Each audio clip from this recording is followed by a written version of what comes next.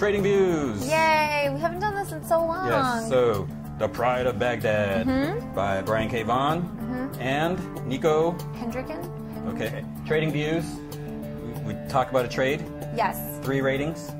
Buy, borrow, bury. So buy it if it's awesome. You're gonna want to read it again over and over. Borrow it if you feel like you could just go to the library, pick it up, read it, bring it back. You don't need it in your collection. Yeah.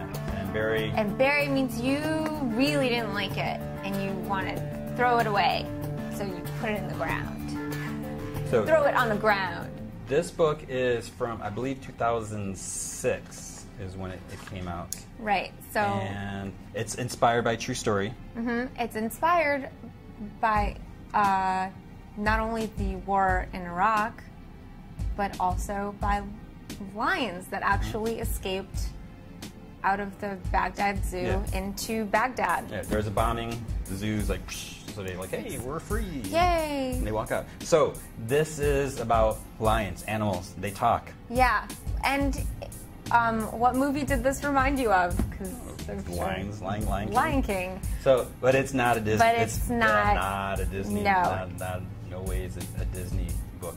This, I think it's really cool that this deals with kind of political issues, but it's such a beautiful story. The art, I mean, I love the art alone. Yeah, the art, and it's well written. I mean, to me, when I first heard about this, I was like, Brian K. Vaughan, okay, I'll give it a try. But so it's just amazing. It's a book about lions. Yeah. But it's my rating. Buy it. Yeah, no, definitely buy it. I mean, it's so good. This book is absolutely gorgeous. Everything from the writing to the artwork is absolutely stunning. You kind of see it's really weird.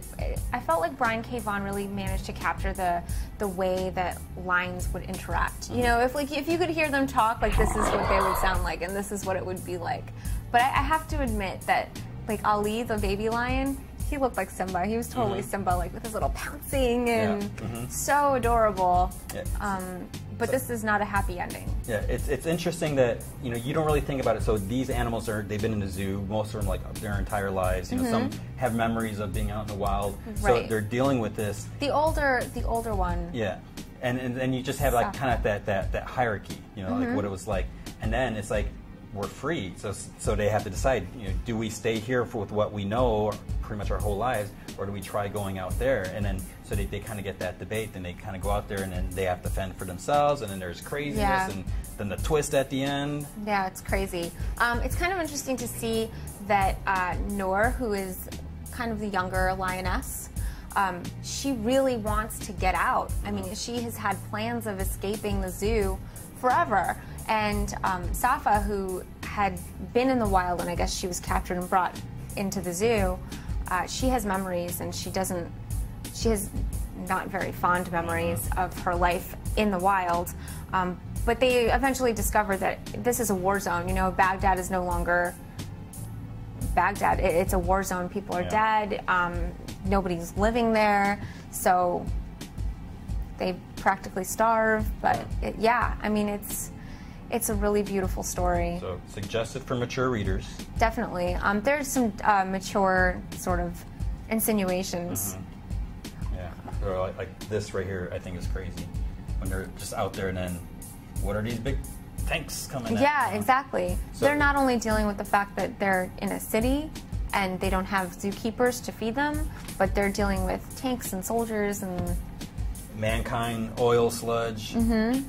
So it's a beautiful story. It's sad. It's touching. It's like everything you would want. And I would think this would be a good way, like someone like one of your friends or family members or something. Yeah, like they're like, oh, I don't like comics. Why don't you check this out? Oh, pretty animals. Check this out. And but because it's not just about lions. It's not just about talking animals. I mean, it's pretty powerful. Yeah, it's a deep story, and it's really touching, like you said.